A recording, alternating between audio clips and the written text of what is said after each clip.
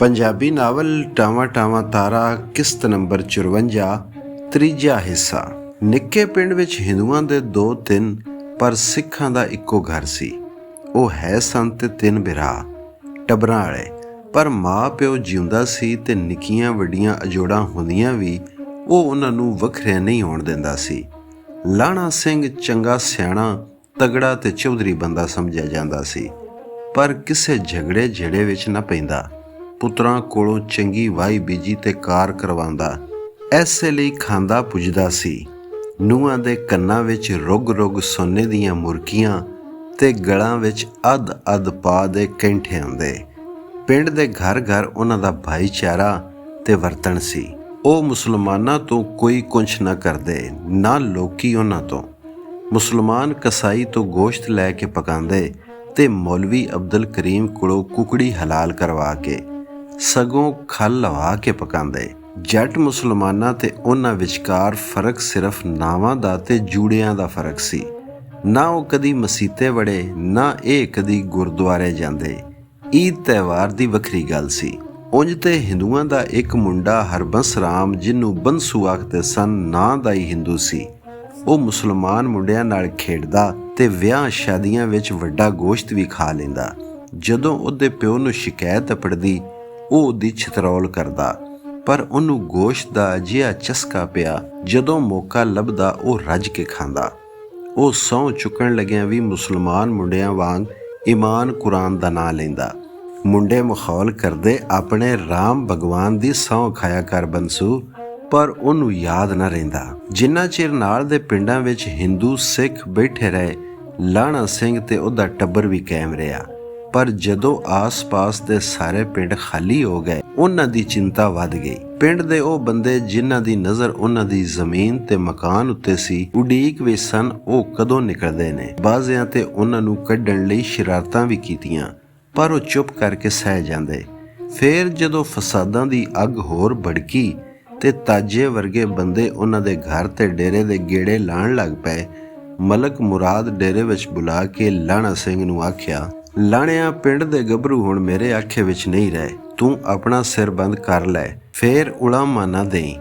ਲਾਣੇ ਆਖਿਆ, ਸਾਡੇ ਕੋਲੋਂ ਕਿਸੇ ਨੂੰ ਕੀ ਤਕਲੀਫ ਏ? ਉਹ ਤਕਲੀਫ ਏ ਜਿਹੜੀ ਸਾਰੇ ਮੁਸਲਮਾਨਾਂ ਤੇ ਹਿੰਦੂ ਸਿੱਖਾਂ ਨੂੰ ਇੱਕ ਦੂਜੇ ਤੋਂ ਏ। ਅਜਿਹਾ ਵੇਲਾ ਆ ਗਿਆ ਏ ਪਈ ਕਿਸੇ ਦਾ ਕੋਈ ਇਤਬਾਰ ਨਹੀਂ।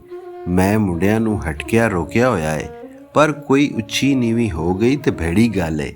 ਤੇਰੀਆਂ ਨੂੰਹਾਂ ਸਾਡੀਆਂ ਧੀਆਂ ਭੈਣਾਂ ਨੇ, ਪਰ ਹੁਣ ਮਸਲਾ ਹੋਰ ਏ। ਕਈਆਂ ਦੀਆਂ ਨਜ਼ਰਾਂ ਤੇਰੀ ਭੋਏ ਤੇ ਘਰ ਉੱਤੇ ਲੱਗੀਆਂ ਹੋਈਆਂ ਨੇ, ਤੇ ਮੇਰੀ ਸਲਾਹ ਏ ਪਈ ਪੈਸਾ ਦੇੜਾ ਟੂਮ ਟੱਲਾ ਲੈ ਕੇ ਵੇਲੇ ਸਿਰ ਸੁੱਚੇ ਸੌਦੇ ਟੁਰ ਜਾਓ। ਅਮਨ ਅਮਾਨ ਹੋ ਗਿਆ ਤੇ ਦੂਜਿਆਂ ਨਾਲ ਤੁਸੀਂ ਵੀ ਪਰਤ ਆਇਆ ਜੇ।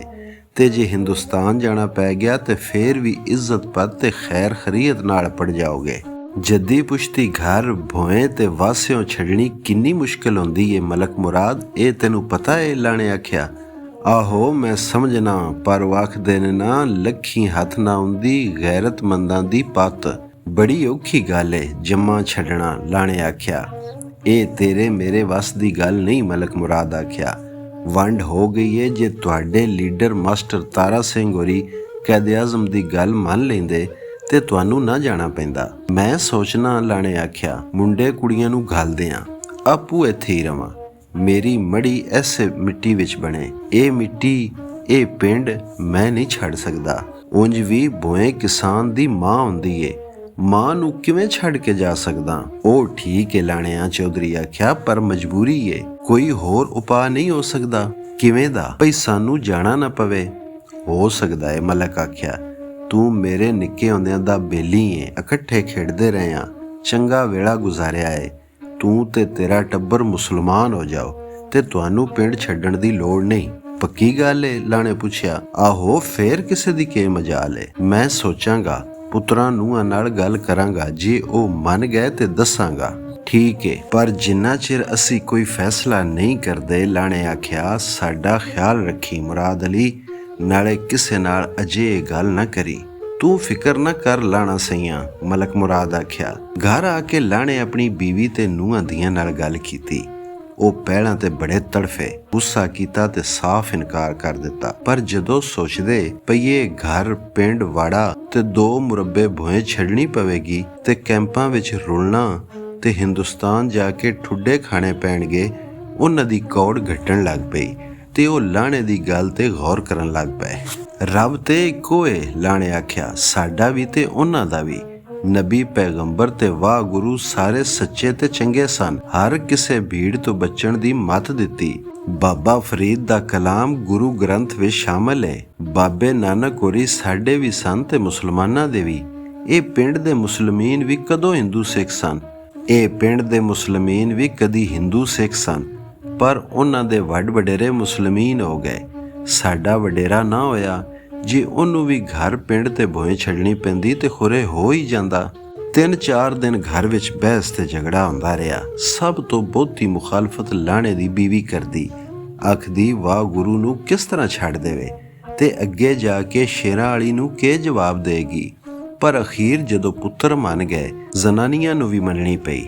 ਔਰਤਾਂ ਭਾਵੇਂ ਕਿਹੜੇ ਮਜ਼ਹਬ ਫਿਰਕੇ ਦੀਆਂ ਹੋਣ, ਆਪਣੇ ਦੀਨ ਮਜ਼ਹਬ ਨਾਲ ਬਹੁਤੀਆਂ ਜੁੜੀਆਂ ਹੀ ਹੁੰਦੀਆਂ ਨੇ। ਉਹ ਮੰਨ ਗਈਆਂ, ਪਰ ਰੋਂਦਿਆਂ ਰੋਂਦਿਆਂ ਬਸ ਨਾ ਕਰਨ। ਵਾਹ ਗੁਰੂ ਦੇ ਬੁੱਤ ਤੇ ਮੂਰਤਾਂ ਸਾਹਮਣੇ ਬਹਿ ਕੇ ਹੱਥ ਜੋੜਨ ਤੇ ਮਾਫੀਆਂ ਮੰਗਣ ਤੇ ਆਪਣੀਆਂ ਮਜਬੂਰੀਆਂ ਦੱਸਣ। ਲਾਣਾ ਸਿੰਘ ਦੀ ਬੀਵੀ ਬੜਾ ਢਿੱਲ ਆਇਆ, ਪਿੰਡ ਛੱਡ ਕੇ ਟੁਰ ਜਾਈਏ, ਪਰ ਉਹਦੀ ਕੋਈ ਪੇਸ਼ ਨਾ ਗਈ।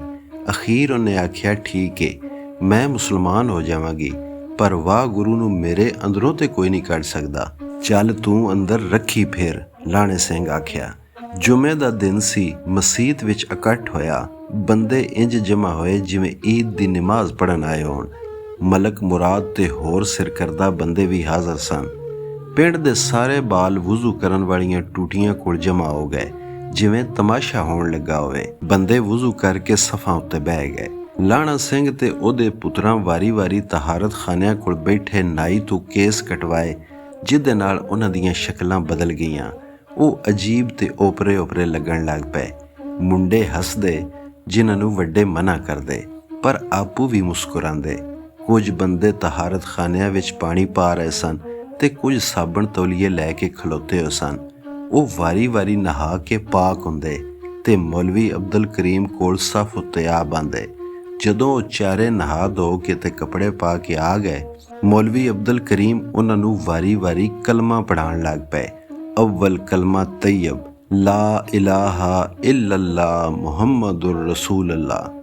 ਕਲਮਾ ਪੜ੍ਹ ਕੇ ਉਹ ਮੁਸਲਮਾਨ ਹੋ ਗਏ। ਸਾਰੇ ਲੋਕਾਂ ਉਹਨਾਂ ਨੂੰ ਮਲਕ ਮੁਰਾਦ ਤੇ ਮੌਲਵੀ ਅਬਦੁਲ ਕਰੀਮ ਨੂੰ ਮੁਬਾਰਕ ਦਿੱਤੀ। ਚੌਧਰੀ ਵੱਲੋਂ ਸਾਰੇ ਬੰਦਿਆਂ ਵਿੱਚ ਬੂੰਦੀ ਦੇ ਲੱਡੂ ਵੰਡੇ ਗਏ ਤੇ ਉਹਨਾਂ ਦੇ ਇਸਲਾਮੀ ਨਾਵਾਂ ਦਾ ਐਲਾਨ ਕੀਤਾ ਗਿਆ। ਇਹ ਨਾਂ ਉਹਨਾਂ ਦੀ ਆਪਣੀ ਪਸੰਦ ਸੀ। ਲਾਣੇ ਦਾ ਨਵਾਂ ਨਾਂ ਹੁਣ ਫਰੀਦ ਅਹਿਮਦ ਸੀ। ਦੂਜੇ ਪਾਸੇ ਮੌਲਵੀ ਅਬਦੁਲ ਕਰੀਮ ਤੇ ਮਲਕ ਦੀਆਂ ਬੀਵੀਆਂ ਪਿੰਡ ਦੀਆਂ ਔਰਤਾਂ ਦੇ ਇਕੱਠ ਵਿੱਚ ਲਾਣਾ ਸਿੰਘ ਦੀ ਬੀਵੀ ਤੇ ਨੂੰਹਾਂ ਨੂੰ ਮੁਸਲਮਾਨ ਕੀਤਾ ਤੇ ਮਠਿਆਈ ਵੰਡੀ। ਪਿੰਡ ਦੇ ਹਿੰਦੂ ਘਰਾਨੇ ਜਾਣ ਦੀਆਂ ਤਿਆਰੀਆਂ ਵਿੱਚ ਸਨ। ਤਾਜਾ ਤੇ ਉਹਦੇ ਬੇਲੀ ਦਿਨੇ ਰਾਤੀ ਉਹਨਾਂ ਦੇ ਘਰਾਂ ਦੇ ਚੱਕਰ ਲਾ ਰਹੇ ਸਨ। ਜਾਤੂ ਵੀ 2-1 ਵਾਰੀ ਉਹਨਾਂ ਦੇ ਬੂਹਿਆਂ ਅੱਗੇ ਨੇਜ਼ਾ ਲੈ ਕੇ ਖਲੋਤਾ ਰਿਹਾ। ਇੱਕ ਦਿਨ ਬਿਹਾਰੀ ਲਾਲ ਨਸਦਾ ਹਕੀਮ ਹੋਰਾਂ ਦੇ ਘਰ ਆ ਵੜਿਆ। ਆਉਂਦਿਆਂ ਬੂਹੇ ਦੀ ਕੁੰਡੀ ਮਾਰ ਕੇ ਹਕੀਮ ਹੋਰਾਂ ਦੀ ਪੈਰੀ ਪੈ ਗਿਆ। ਹਕੀਮ ਜੀ, ਮੈਨੂੰ ਬਚਾਓ, ਤਾਜਾ ਮੈਨੂੰ ਜਾਨੋਂ ਮਾਰਨਾ ਚਾਹੁੰਦਾ ਏ। ਇੰਨੇ ਵਿੱਚ ਤਾਜੇ ਬੂਹਾ ਖੜਕਾਇਆ। ਬਿਹਾਰੀ ਡਰ ਕੇ ਮੰਜੀ ਥੱਲੇ ਲੁਕ ਗਿਆ। ਹਕੀਮ ਹੋਰਾਂ ਆਖਿਆ, ਤੂੰ ਫਿਕਰ ਨਾ ਕਰ, ਮੈਂ ਤਾਜੇ ਨਾਲ ਗੱਲ ਕਰਨਾ। ਬੂਹਾ ਨਾ ਖੋਲੀ, ਬਿਹਾਰੀ ਲਾਲ ਦੁਹਾਈ ਦਿੱਤੀ, ਪਰ ਹਕੀਮ ਹੋਰਾਂ ਬੂਹਾ ਖੋਲ ਦਿੱਤਾ। ਤਾਜੇ ਆਖਿਆ, ਇੱਥੇ ਉਹ ਕਿਰਾੜ ਆਇਆ ਏ? ਆਹੋ ਆਇਆ ਏ। ਹਕੀਮ ਹੋਰਾਂ ਆਖਿਆ, ਅੱਜ ਤਾਈਂ ਉਹ ਚਾਚਾ ਬਿਹਾਰੀ ਲਾਲ ਸੀ, ਸਿਰਫ ਅੱਜ ਕਿਰਾੜ ਬਣ ਗਿਆ ਏ। ਕੀ ਹੋ ਗਿਆ ਤੁਹਾਨੂੰ ਮੁੰਡਿਆਂ ਨੂੰ? ਆਪਣੇ ਪਿੰਡ ਥੇਂ ਦੇ ਬੰਦੇ ਦਾ ਲਿਹਾਜ਼ ਹੋਣਾ ਚਾਹੀਦਾ ਏ। ਤੁਸੀਂ ਅੱਗੋਂ ਹਟ ਜਾਓ। ਤਾਜੇ ਤੜੀ ਦਿੱਤੀ। ਇਹ ਮੇਰਾ ਘਰ ਹੈ ਤਾਜਿਆ, ਹਕੀਮ ਹੋਰਾਂ ਗੁੱਸੇ ਨਾਲ ਆਖਿਆ। ਕੁਝ ਦੀਦ ਲਿਹਾਜ਼ ਨਹੀਂ ਤੈਨੂੰ? ਤੁਹਾਡੀ ਸ਼ਰਮ ਮਾਰਦੀ ਏ, ਤਾਜਾ ਪਰਤਦਾ ਹੋਇਆ ਬੋਲਿਆ। ਨਹੀਂ ਤੇ ਅੱਜ ਮੈਂ ਇਹਦੀ ਨੁਗਦੀ ਕੱਢ ਛੱਡਣੀ ਸੀ। ਤਾਜਾ ਟੁਰ ਗਿਆ ਤੇ ਬਿਹਾਰੀ ਲਾਲ ਦੱਸਿਆ ਭਈ ਇੱਕ ਵਾਰੀ ਉਹ ਉਹਦੀ ਹੱਟੀ ਤੋਂ ਮੁਫਤ ਨੁਗਦੀ ਮੰਗਦਾ ਸੀ, ਉਹਨੇ ਨਾ ਦਿੱਤੀ। ਹੁਣ ਰੋਲਿਆਂ ਵਿੱਚ ਉਹਨੂੰ ਪੁਰਾਣੀ ਕੌੜ ਕੱਢਣ ਦਾ ਮੌਕਾ ਲੱਭ ਗਿਆ ਸੀ। ਹਕੀਮ ਹੋਰਾਂ ਤਸੱਲੀ ਦਿੱਤੀ, ਹੁਣ ਉਹ ਨਹੀਂ ਆਉਂਦਾ। ਪਰ ਬਿਹਾਰੀ ਲਾਲ ਦਾ ਡਰ ਦੂਰ ਨਾ ਹੋਇਆ। ਥੋੜੇ ਚਿਰ ਪਿੱਛੋਂ ਉਹਦਾ ਪੁੱਤਰ ਕਸਤੂਰੀ ਉਹਨੂੰ ਲੱਭਦਾ ਹੋਇਆ ਆ ਗਿਆ ਤੇ ਬਿਹਾਰੀ ਉਹਨੂੰ ਆਖਿਆ, ਆਪਣੀ ਮਾਤਾ ਤੇ ਕਾਮਣੀ ਨੂੰ ਲੈ ਕੇ ਇੱਥੇ ਹੀ ਆ ਜਾਓ ਤੇ ਚਾਚੇ ਗੋਪਾਲ ਹੋਰਾਂ ਨੂੰ ਆਖਣਾ ਜਦੋਂ ਜਾਣਾ ਹੋਵੇ ਸਾਨੂੰ ਇੱਥੋਂ ਹੀ ਨਾਲ ਲੈ ਲੈਣ। ਇਸ ਤਰ੍ਹਾਂ ਉਹ ਦਿਨ ਹਕੀਮ ਹੋਰਾਂ ਦੇ ਘਰ ਰਹੇ, ਵੱਖਰੇ ਕਮਰੇ ਵਿੱਚ ਲੁੱਕ ਕੇ ਬੈਠੇ ਰਹਿੰਦੇ। ਖਾਲਦ ਦੀ ਅੰਮੀ ਤੇ ਆਪਾ ਉਹਨਾਂ ਨੂੰ ਜੋ ਦਿੰਦੀਆਂ ਉਹ ਖਾ ਲੈਂਦੇ। ਖਾਲਦ ਬੜਾ ਹੈਰਾਨ ਹੁੰਦਾ, ਉਹ ਕੰਚ ਹੁਣ ਕਿੱਥੇ ਗਈ? ਕਿਉਂ ਬਈ ਕਸਤੂਰੀ, ਹੁਣ ਕਿਉਂ ਸਾਡੇ ਘਰ ਦਾ ਪੱਕਾ ਖਾ ਲੈਣਾ ਹੈ? ਕਸਤੂਰੀ ਦੀ ਥਾਵੇਂ ਬਿਹਾਰੀ ਬੋਲਿਆ, ਆਖਣ ਲੱਗਾ, ਸਭ ਰੱਜ ਕੇ ਖਾਣ ਦੀਆਂ ਮਸਤੀਆਂ ਨੇ ਪੁੱਤਰ। ਉਹਦੀ ਮਾਤਾ ਆਖਿਆ, ਭੁੱਖ ਨਾ ਪੁੱਛੇ ਸਾਲਣਾ ਤੇ ਇਸ਼ਕ ਨਾ ਪੁੱਛੇ ਜ਼ਾਤ। ਤੀਜੇ ਦਿਨ ਸਨੇ ਆਇਆ। ਗੋਪਾਲ ਹੋਰੀ ਤਿਆਰ ਸਨ। ਬਿਹਾਰੀ ਲਾਲ ਦਾ ਟੱਬਰ ਵਿਦਿਆ ਹੋਇਆ। ਖਾਲਦ ਉਹਨਾਂ ਦੇ ਨਾਲ ਗਿਆ। ਉਹਨਾਂ ਆਪਣਾ ਜ਼ਰੂਰੀ ਸਮਾਨ ਪਹਿਲਾਂ ਹੀ ਬੰਨ੍ਹ ਕੇ ਰੱਖਿਆ ਹੋਇਆ ਸੀ। ਸਿਰਾਂ ਉੱਤੇ ਚਾਹ ਲਿਆਉਣੇ ਤੇ ਵੱਡੇ ਪਿੰਡ ਨੂੰ ਟੁਰ ਪਏ। ਰਾਹ ਦੇ ਵਲੇਵੇ ਨੂੰ ਜੰਦਰਾ ਲਾ ਕੇ ਬੰਦ ਕਰ ਦਿੱਤਾ ਉਹਨੇ, ਪਰ ਅਜੇ ਉਹ ਗਲੀ ਵਿੱਚ ਹੀ ਸਨ ਕਿ ਤਾਜਾ ਤੇ ਕੁਝ ਹੋਰ ਬੰਦੇ ਆ ਗਏ, ਜਿਨ੍ਹਾਂ ਜੰਦਰੇ ਤਰੋੜ ਕੇ ਲੋਟੀ ਸ਼ੁਰੂ ਕਰ ਦਿੱਤੀ। ਵੱਡੇ ਪਿੰਡ ਵਿੱਚ ਪਨਾਹਗੀਰ ਆਉਣ ਲੱਗ ਪਏ, ਬਿਮਾਰ, ਭੁੱਖੇ ਤੇ ਲੁੱਟੇ ਪੁੱਟੇ ਹੋਏ। ਪਿੰਡ ਵਿੱਚ ਹਿੰਦੂਆਂ ਦੇ ਛੱਡੇ ਹੋਏ ਮਕਾਨਾਂ ਵਿੱਚ ਉਹਨਾਂ ਵਾਸਿਓਂ ਕੀਤੀ, ਪਰ ਉਹ ਮਕਾਨ ਖੋਲੇ ਹੋਏ ਪਏ ਸਨ। ਹਿੰਦੂਆਂ ਦੇ ਜਾਣ ਪਿੱਛੋਂ ਜਿਹੜੀ ਲੋਟੀ ਪਈ ਸੀ, ਉਹਦੇ ਵਿੱਚ ਮਕਾਨਾਂ ਦੀਆਂ ਕੰਧਾਂ ਵੀ ਨਹੀਂ ਬਚੀਆਂ ਸਨ। ਕੁਝ ਮਕਾਨਾਂ ਨੂੰ ਤੇ ਅੱਗਾਂ ਲਾ ਕੇ ਸਾੜ ਦਿੱਤਾ ਗਿਆ ਸੀ। ਬਾਕੀ ਦਿਆਂ ਦੇ ਬੂਹੇ ਬਾਰੀਆਂ, ਗਾਡਰ, ਬਾਲੇ, ਛਤੀਰ ਤੇ ਇੱਟਾਂ ਪੱਟ ਕੇ ਲੈ ਗਏ। ਚੌਧਰੀਆਂ ਜ਼ਿਮੀਂਦਾਰਾਂ ਦੇ ਕੋਠੇ ਕਿੱਲੇ ਪਿੰਡ ਦੇ ਬਾਹਰਲੇ ਪਾਸੇ ਸਨ, ਪਰ ਬਹੁਤੇ ਕੱਚੇ ਸਨ। ਹੁਣ ਉਹਨਾਂ ਵਿੱਚ ਪੱਕੇ ਵਿਰਾਂਡਿਆਂ ਤੇ ਕਮਰਿਆਂ ਦਾ ਵਾਧਾ ਹੋ ਗਿਆ ਸੀ। ਸਗੋਂ ਜਿਹੜੇ ਲੋਕਾਂ ਦੇ ਹੱਥ ਲੋਟੀ ਦਾ ਹੋਰ ਮਾਲ ਵੀ ਆਇਆ ਸੀ, ਉਹਨਾਂ ਪੱਕੇ ਕੋਠੇ ਉਸਾਰ ਲਏ ਸਨ ਜਾਂ ਉਸਾਰਨ ਵਿੱਚ ਲੱਗੇ ਹੋਏ ਸਨ। ਕੁਝ ਚਿਰ ਪਿੱਛੋਂ ਸਕੂਲ ਵਿੱਚ ਇੱਕ ਮੁਹਾਜਿਰ ਉਸਤਾਦ ਮਾਸਟਰ ਸ਼ਫਕਤੁੱਲਾ ਆ ਗਿਆ। ਉਹਨੂੰ ਪਿੰਡ ਵਿੱਚ ਇੱਕ ਅੱਧਾ ਡੱਠਾ ਹੋਇਆ ਮਕਾਨ ਅਲਾਟ ਹੋਇਆ ਤੇ ਮਹਿਕਮਾ ਤਾਲੀਮ ਵੱਲੋਂ ਹੈਡ ਮਾਸਟਰੀ ਦਾ ਪਰਵਾਨਾ, ਪਰ ਤਨਖਾਹ ਦਾ ਕੁਝ ਪਤਾ ਨਹੀਂ ਸੀ। ਮਹਿਕਮਾ ਆਪੂ ਉਜੜ ਪੁਜੜ ਗਿਆ ਸੀ, ਨਾ ਫੰਡ ਨਾ ਅਮਲਾ। ਤਰੱਕੀਆਂ ਤੇ ਨੌਕਰੀਆਂ ਦਾ ਕੋਈ ਘਾਟਾ ਨਹੀਂ ਸੀ, ਪਰ ਸਾਰੇ ਤਨਖਾਹੋਂ ਬਗੈਰ। ਪਿੰਡ ਵਾਲੇ ਆਪਣੀ ਆਪਣੀ ਭੱਜ ਨਾਲ ਪਨਾਹਗੀਰਾਂ ਨੂੰ ਦਾਣਾ ਫੱਕਾ ਦੇ ਜਾਂਦੇ। ਕਿਸੇ ਦਾ ਗੁਜ਼ਾਰਾ ਹੋ ਜਾਂਦਾ, ਕੋਈ ਭੁੱਖਾ ਸੌਂ ਰਹਿੰਦਾ। ਪਿੰਡ ਵਿੱਚ ਮਿਹਨਤ ਮਜ਼ਦੂਰੀ ਜਾਂ ਨਕਦ ਪੈਸੇ ਲੱਭਣ ਵਾਲਾ ਤੇ ਕੋਈ ਕੰਮ ਨਹੀਂ ਸੀ। ਲੋਕਾਂ ਕੋਲ ਵੀ ਨਕਦ ਪੈਸੇ ਘੱਟ ਸਨ। ਉਹ ਉਹਨਾਂ ਦੀ ਭੱਜ ਮੁਤਾਬਕ ਕਣਕ, ਚੌਲਾਂ ਜਾਂ ਦੁੱਧ ਘਿਓ ਨਾਲ ਇਮਦਾਦ ਕਰਦੇ। ਜਿਨ੍ਹਾਂ ਮੁਹਾਜਰਾਂ ਕੋਲ ਕੋਈ ਪੈਸਾ ਧੇਲਾ ਜਾਂ ਟੂਮ ਟੱਲਾ ਹੈ ਸੀ, ਉਹਨਾਂ ਵੇਚ ਵੱਟ ਕੇ ਹੱਟੀਆਂ ਪਾ ਲਈਆਂ ਜਾਂ ਛਾਬੜੀਆਂ ਲਾ ਲਈਆਂ। ਦੂਜੇ ਵਿਚਾਰੇ ਕੰਮਕਾਰ ਲੱਭਦੇ ਤੇ ਜੀਆਂ ਦਾ ਢਿੱਡ ਭਰਨ ਲਈ ਜ਼ਮੀਨਦਾਰਾਂ ਦਾ ਹਰ ਤਰ੍ਹਾਂ ਦਾ ਕੰਮ ਕਰਦੇ। ਵਾਈ ਬੀਜੀ ਦਾ ਕੰਮ ਕਰਨ ਵਾਲੇ ਪਨਾਹਗੀਰ ਹਿੰਦੂਆਂ ਸਿੱਖਾਂ ਦੀਆਂ ਛੱਡੀਆਂ ਜ਼ਮੀਨਾਂ ਅਲਾਟ ਕਰਾਉਣ ਲਈ ਸਰਕਾਰੀ ਮਹਿਕਮਿਆਂ ਦੇ ਚੱਕਰ ਲਾਉਂਦੇ, ਪਰ ਬਹੁਤੀਆਂ ਜ਼ਮੀਨਾਂ ਵੱਡੇ ਪਿੰਡ ਦੇ ਜ਼ਮੀਨਦਾਰਾਂ ਕਬਜ਼ੇ ਕਰ ਲਈਆਂ ਸਨ। ਉਹਨਾਂ ਪਟਵਾਰੀਆਂ ਤਹਿਸੀਲਦਾਰਾਂ ਨਾਲ ਰਲ ਕੇ ਜ਼ਮੀਨਾਂ ਆਪਣੇ ਨਾਂ ਕਰਾ ਲਈਆਂ। ਬਾਜ਼ਿਆਂ ਨੇ ਤੇ ਹਿੰਦੂਆਂ ਸਿੱਖਾਂ ਕੋਲੋਂ ਉਹਨਾਂ ਦੇ ਜਾਣ ਤੋਂ ਪਹਿਲਾਂ ਹੀ ਲਿਖਤਾਂ ਕਰਵਾ ਲਈਆਂ ਸਨ। ਫੇਰ ਵੀ ਜਿਹੜੀਆਂ ਜ਼ਮੀਨਾਂ ਮੁਹਾਜਰਾਂ ਨੂੰ ਅਲਾਟ ਹੋ ਜਾਂਦੀਆਂ, ਜ਼ਮੀਨਦਾਰ ਉਹਨਾਂ ਦਾ ਕਬਜ਼ਾ ਨਾ ਛੱਡਦੇ। ਆਖਦੇ ਜ਼ੋਰ ਹੈ ਜੇ ਤੇ ਆ ਕੇ ਕਬਜ਼ਾ ਲੈ ਲਵੋ। ਮੁਹਾਜਰਾਂ ਵਿਚਾਰਿਆਂ ਕੋਲ ਕੀ ਜ਼ੋਰ ਹੋਣਾ ਸੀ। ਉਹ ਚੰਗੇ ਵੇਲੇ ਦੀ ਉਡੀਕ ਵਿੱਚ ਸਬਰ ਸ਼ੁਕਰ ਕਰਕੇ ਚੁੱਪ ਹੋ ਰਹਿੰਦੇ। ਮਾਸਟਰ ਸ਼ਫਕਤੁੱਲਾ ਦਾ ਮਾਮਲਾ ਸਭ ਤੋਂ ਵੱਖਰਾ ਸੀ। ਉਹ ਪਿੰਡ ਦੇ ਸਭ ਤੋਂ ਬਹੁਤੇ ਪੜ੍ਹੇ ਲਿਖੇ ਤੇ ਸਫੈਦ ਪੋਸ਼ ਬੰਦੇ ਸਨ। ਫੇਰ ਮਿਡਲ ਸਕੂਲ ਦੇ ਹੈਡ ਮਾਸਟਰ। ਸਕੂਲ ਵਿੱਚ ਭਾਵੇਂ ਮੁੰਡਿਆਂ ਦੀ ਤਾਦਾਦ ਬਹੁਤੀ ਨਹੀਂ ਸੀ, ਹਰ ਜਮਾਤ ਵਿੱਚ 5-5, 7-7 ਮੁੰਡੇ ਰਹਿ ਗਏ ਸਨ, ਪਰ ਫੇਰ ਵੀ ਇੱਕ ਤਰ੍ਹਾਂ ਉਹ ਸਾਰੇ ਪਿੰਡ ਸਗੋਂ ਨੇੜੇ ਦੇ ਪ੍ਰਾਇਮਰੀ ਸਕੂਲਾਂ ਦੇ ਪ੍ਰਧਾਨ ਸਮਝੇ ਜਾਂਦੇ ਤੇ ਉਹਨਾਂ ਦੀ ਗਿਣਤੀ ਉਚੇਚੇ ਬੰਦਿਆਂ ਵਿੱਚ ਹੁੰਦੀ। ਉਹ ਨਾ ਕਿਸੇ ਕੋਲੋਂ ਕੁਝ ਮੰਗਣ ਜੋਗੇ ਸਨ, ਨਾ ਕੋਈ ਹੋਰ ਕੰਮ ਕਰਨ ਜੋਗੇ। ਆਪੂ ਕੋਈ ਚੌਧਰੀ ਜ਼ਮੀਨਦਾਰ ਕੁਝ ਟੋਪੇ ਕਣਕ ਜਾਂ ਚੌਲ ਘਰ ਘੱਲ ਦਿੰਦਾ ਜਾਂ ਕੋਈ ਸ਼ਾਗਿਰਦ ਘਿਓ ਜਾਂ ਦੁੱਧ ਦੀ ਗਿੜਵੀ ਦੇ ਜਾਂਦਾ ਤੇ ਵੇਲਾ ਟਪਾ ਲੈਂਦੇ, ਪਰ ਆਪੂ ਕੋਈ ਇਮਦਾਦ ਨਾ ਮੰਗਦੇ। ਸ਼ੁਰੂ ਵਿੱਚ ਲੋਕਾਂ ਦਾ ਭਾਈਚਾਰੇ ਤੇ ਹਮਦਰਦੀ ਦਾ ਜਜ਼ਬਾ ਸਜਰਾ ਸੀ। ਉਹਨਾਂ ਦਿਲ ਖੋਲ ਕੇ ਮੁਹਾਜਰਾਂ ਦੀ ਇਮਦਾਦ ਕੀਤੀ, ਪਰ ਹੌਲੀ ਇਹ ਜਜ਼ਬਾ ਠੰਡਾ ਪੈ ਗਿਆ ਤੇ ਮਾਸਟਰ ਸ਼ਫਕਤੁੱਲਾ ਜਿਹੇ ਸਫੈਦ ਪੋਸ਼ ਬੰਦੇ ਦਾ ਹਾਲ ਮੰਦਾ ਹੋ ਗਿਆ। ਕਈ ਵਾਰੀ ਮਾਸਟਰ ਸਾਹਿਬ ਸ਼ਾਮ ਨੂੰ ਬਾਹਰ ਦੂਰ ਸੈਰ ਨੂੰ ਨਿਕਲ ਜਾਂਦੇ। ਕਿਸੇ ਕਮਾਦ ਵਿੱਚ ਵੜ ਕੇ ਗੰਨੇ ਬਨ ਕੇ ਚੂਪਦੇ, ਕਿਧਰੋਂ ਗੋਂਗਲੂ ਪੱਟ ਕੇ ਖਾਂਦੇ। ਹਨੇਰਾ ਹੋਣ ਲੱਗਦਾ ਤੇ ਕੁਝ ਗੋਂਗਲੂ ਪੱਤਰਾਂ ਸਮੇਤ ਘਰ ਵੀ ਲੈ ਆਉਂਦੇ ਤੇ ਉਬਾਲ ਕੇ ਜੀਆਂ ਨੂੰ ਖਵਾਉਂਦੇ। ਉਹ ਮਸ਼ਰਕੀ ਪੰਜਾਬ ਵਿੱਚੋਂ ਉਜੜ ਕੇ ਆਏ ਸਨ। ਉੱਥੇ ਉਹ ਹਾਈ ਸਕੂਲ ਵਿੱਚ ਸੀਨੀਅਰ ਉਸਤਾਦ ਸਨ। ਉਹਨਾਂ ਦੀ ਇੱਕ ਧੀ ਤੇ 2 ਨਿੱਕੇ ਨਿੱਕੇ ਪੁੱਤਰ ਸਨ। ਮਾਂ ਪਿਓ ਤੇ ਬੀਵੀ ਰਾਹ ਵਿੱਚ ਹੀ ਬਿਮਾਰ ਹੋ ਕੇ ਮਰ ਗਏ ਸਨ। ਧੀ 10-12 ਸਾਲਾਂ ਦੀ ਸੀ। ਪਿਓ ਧੀ ਰਲ ਕੇ ਹਾਂਡੀ ਰੋਟੀ ਕਰਦੇ। ਕਈ ਵਾਰੀ ਕੋਈ ਆਂਢੀ ਗਵਾਂਢੀ ਜਾਂ ਸ਼ਾਗਿਰਦ ਰੋਟੀਆਂ ਸਲੂਣਾ ਜਾਂ ਚੌਲ ਦੇ ਜਾਂਦਾ ਤੇ ਉਹ ਥੋੜਾ ਥੋੜਾ ਖਾਂਦੇ ਤਾਂ ਜੇ ਦੂਜੇ ਵੇਲੇ ਲਈ ਕੁਝ ਬਚ ਰਵੇ। ਇੱਕ ਵਾਰੀ ਉਹਨਾਂ ਯੌਮੇ ਆਜ਼ਾਦੀ ਦੇ ਸਿਲਸਿਲੇ ਦੀ ਤਕਰੀਬ ਵਿੱਚ ਤਕਰੀਰ ਕੀਤੀ ਤੇ ਮੁੰਡਿਆਂ ਨੂੰ ਦੱਸਿਆ ਵੀ ਪਾਕਿਸਤਾਨ ਲਈ ਲੋਕਾਂ ਕੀ ਕੁਰਬਾਨੀਆਂ ਦਿੱਤੀਆਂ ਤੇ ਮੁਸੀਬਤਾਂ ਝੱਲੀਆਂ ਨੇ। ਆਖਣ ਲੱਗੇ, ਮੇਰਾ ਛੱਡਿਆ ਹੋਇਆ ਸ਼ਹਿਰ ਮਸ਼ਰਕੀ ਪੰਜਾਬ ਦੇ ਜ਼ਿਲ੍ਹਾ ਅੰਬਾਲਾ ਦਾ ਰੋਪੜ ਸ਼ਹਿਰ ਹੈ, ਜਿੱਥੇ ਨਹਿਰ ਸਰਹਿੰਦ ਸਤਲੁਜ ਦਰਿਆ ਤੇ ਸ਼ਿਵਾਲਿਕ ਦੀਆਂ ਪਹਾੜੀਆਂ ਦਾ ਸੋਹਣਾ ਨਜ਼ਾਰਾ ਸੀ। ਮੈਂ ਰੋਪੜ ਸ਼ਹਿਰ ਵਿੱਚੋਂ ਆਪਣੇ ਵਾਲਦੈਨ ਤੇ ਬੀਵੀ ਬੱਚਿਆਂ ਨੂੰ ਨਾਲ ਲੈ ਕੇ ਨਿਕਲਿਆ। ਅਸੀਂ ਆਪੂ ਨਹੀਂ ਨਿਕਲੇ, ਸਿੱਖਾਂ ਜ਼ਬਰਦਸਤੀ ਕੱਢਿਆ ਭਈ ਜਾਓ ਆਪਣੇ ਪਾਕਿਸਤਾਨ। ਸਭ ਕੁਝ ਖੋ ਖਸ ਕੇ ਤੇ ਲੁੱਟ ਪੁੱਟ ਲਿਆ।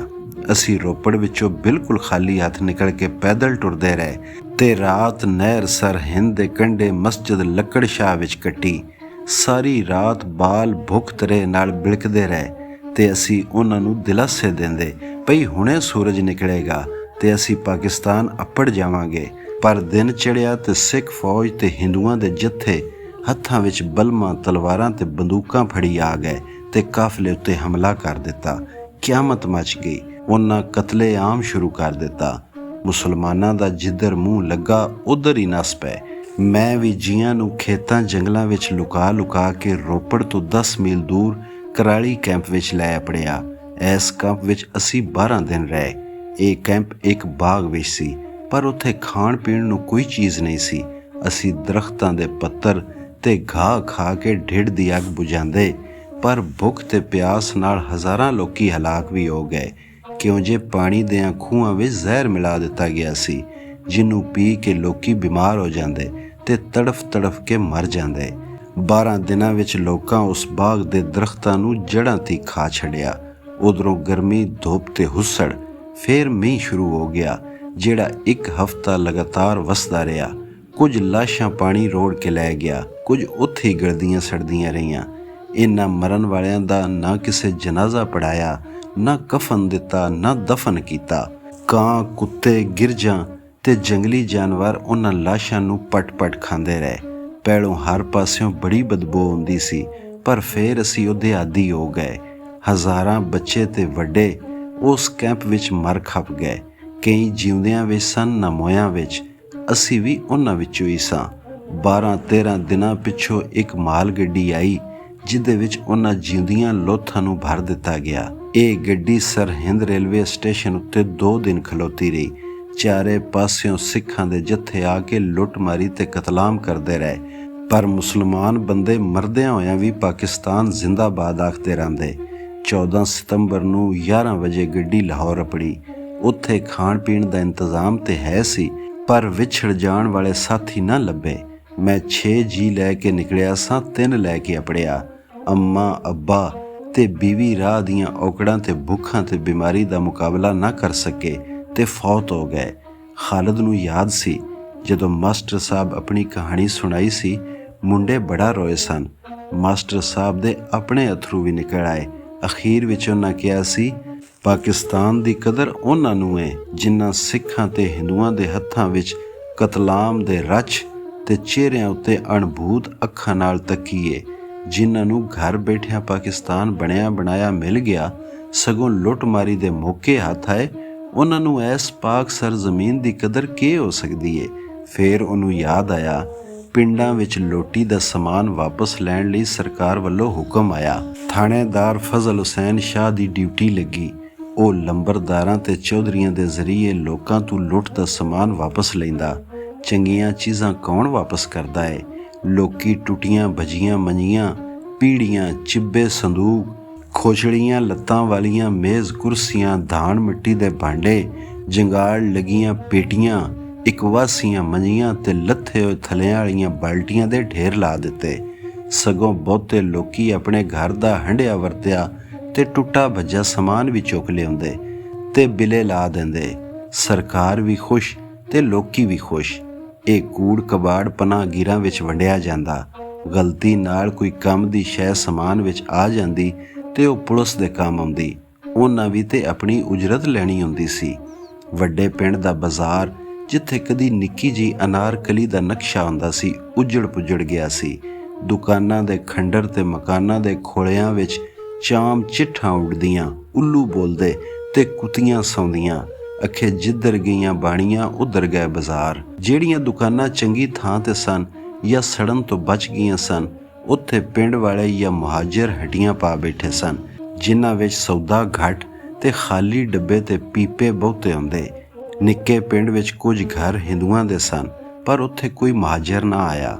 ਆ ਵੀ ਕਿਸ ਤਰ੍ਹਾਂ ਸਕਦਾ ਸੀ? ਮਕਾਨ ਤੇ ਦੁਕਾਨਾਂ ਨੂੰ ਜ਼ਮੀਨਦਾਰਾਂ ਆਪਣੇ ਆਪਣੇ ਜੰਦਰੇ ਲਾ ਲਏ ਸਨ, ਜਾਂ ਉਹਨਾਂ ਨੂੰ ਢਾਹ ਕੇ ਆਪਣੇ ਘਰਾਂ ਤੇ ਹਵੇਲੀਆਂ ਵਿੱਚ ਰਲਾ ਲਿਆ ਸਨ। ਰੋਲਿਆਂ ਦੀ ਧੂੜ ਹੌਲੀ ਹੌਲੀ ਬਹਿ ਗਈ। ਮੁਹਾਜਰ ਕੁੰਬੇ ਹੌਲੀ ਹੌਲੀ ਪੈਰ ਜਮਾਉਣ ਲੱਗ ਪਏ। ਹੱਟੀਆਂ ਟੁਰ ਪਈਆਂ, ਕੰਮ ਕਾਜ ਲੱਭਣ ਲੱਗ ਪਿਆ। ਬਾਜ਼ਿਆਂ ਨੂੰ ਥੋੜ੍ਹੀ ਬਹੁਤ ਗੁਜ਼ਾਰੇ ਲਈ ਭੋਇੰ ਵੀ ਲੱਭ ਗਈ। ਆਪਣੀ ਲੋੜ ਮੁਜਬ ਉਹਨਾਂ ਡੱਠੇ ਹੋਏ ਮਕਾਨ ਵੀ ਫੇਰ ਉਸਾਰ ਲਏ। ਮਾਸਟਰ ਸ਼ਫਕਤੁੱਲਾ ਦੀ ਤਨਖਾਹ ਆਉਣ ਲੱਗ ਪਈ। ਸਗੋਂ ਉਹ ਮਹਿਕਮਾ ਡਾਕ ਵੱਲੋਂ ਪੋਸਟ ਮਾਸਟਰ ਵੀ ਬਣ ਗਏ। ਸ਼ਹਿਰ ਦੇ ਡਾਕਖਾਨੇ ਤੋਂ ਹਰ ਰੋਜ਼ ਡਾਕ ਦੀ ਥੈਲੀ ਲੈ ਕੇ ਇੱਕ ਡਾਕੀਆ ਆਉਂਦਾ ਤੇ ਦੂਜੇ ਦਿਨ ਪਿੰਡ ਦੀ ਡਾਕ ਸ਼ਹਿਰ ਲੈ ਜਾਂਦਾ। ਸਕੂਲ ਵਿੱਚ ਹੋਰ ਵੀ ਟ੍ਰੇਨਡ ਤੇ ਅਨਟ੍ਰੇਨਡ ਉਸਤਾਦ ਆ ਗਏ। ਮੁੰਡਿਆਂ ਦੀ ਗਿਣਤੀ ਵੀ ਵਧਣ ਲੱਗ ਪਈ ਤੇ ਉਹ ਸਭ ਕੁਝ ਜਿਹੜਾ ਇੱਕ ਵਾਰੀ ਬਰਬਾਦ ਹੋ ਗਿਆ ਸੀ, ਨਵੇਂ ਸਿਰ ਤੋਂ ਉਸਰਨ ਲੱਗ ਪਿਆ। ਹੁਣ ਜ਼ਮੀਨਦਾਰੀ ਦੇ ਨਾਲ ਨਾਲ ਨੌਕਰੀਆਂ, ਆਟਾ ਚੱਕੀਆਂ ਤੇ ਵਪਾਰ ਕਾਰੋਬਾਰ ਮੁਸਲਮਾਨਾਂ ਦੇ ਹੱਥ ਸੀ। ਫਰਕ ਸਿਰਫ ਇਹ ਸੀ ਭਈ ਹਿੰਦੂ ਦੁਕਾਨਦਾਰ ਜੇ ਰੁਪਏ ਨਾਲ 1 ਪੈਸੇ ਦਾ ਮੁਨਾਫਾ ਲੈਂਦਾ ਸੀ ਤੇ ਨਵੇਂ ਦੁਕਾਨਦਾਰ ਆਨਾ ਦਵਾਨੀ ਮੰਗਦੇ। ਲੋਕਾਂ ਕੋਲ ਵੀ ਇਹ ਮੁਨਾਫਾ ਦੇਣ ਲਈ ਗੁੰਜਾਇਸ਼ ਹੈ ਸੀ। ਰੋਲਿਆਂ ਤੇ ਲੋਟੀ ਨੇ ਕਿੰਨਿਆਂ ਲੋਕਾਂ ਦੀ ਕਾਇਆ ਪਲਟ ਦਿੱਤੀ ਸੀ। ਤਾਜੇ ਤੇ ਉਹਦੇ ਜਥੇਦਾਰਾਂ ਘਰਾਂ ਵਿੱਚ ਚੀਜ਼ਾਂ ਵਸਤਾਂ ਦੇ ਢੇਰ ਲਾ ਲਏ ਸਨ। ਪੈਸੇ ਟੱਕੇ ਤੇ ਟੂਮ ਟੱਲੇ ਤੋਂ ਵੱਖ ਉਹਨਾਂ ਮਕਾਨਾਂ, ਦੁਕਾਨਾਂ ਤੇ ਜ਼ਮੀਨਾਂ ਉੱਤੇ ਵੀ ਕਬਜ਼ਾ ਕਰ ਲਿਆ। ਤਾਜੇ ਦੀ ਹਿਰਸ ਹੋਰ ਵੱਧ ਗਈ। ਝਾਕਾ ਖੁੱਲ੍ਹ ਗਿਆ ਤੇ ਉਹਦੇ ਨਾਲ ਕਈ ਹੋਰ ਰਲ ਗਏ ਤੇ ਵਾਰਦਾਤਾਂ ਕਰਨ ਲੱਗ ਪਏ। ਉਹਨੇ ਆਪਣੇ ਇਲਾਕੇ ਵਿੱਚ ਤੇ ਸਿੰਧ ਬਹਾਵਲਪੁਰ ਵਿੱਚ ਕਈ ਮੁਰੱਬੇ ਜ਼ਮੀਨ ਖਰੀਦ ਲਈ ਤੇ ਇਲਾਕੇ ਦਾ ਸਰਕੜਵਾਂ ਜ਼ਮੀਨਦਾਰ ਬਣ ਗਿਆ। ਚੋਰ, ਡਾਕੂ, ਰੱਸਾਗੀਰ ਤੇ ਕਾਤਲੀ ਉਹਦੀ ਪਨਾਹ ਵਿੱਚ ਰਹਿਣ ਲੱਗ ਪਏ।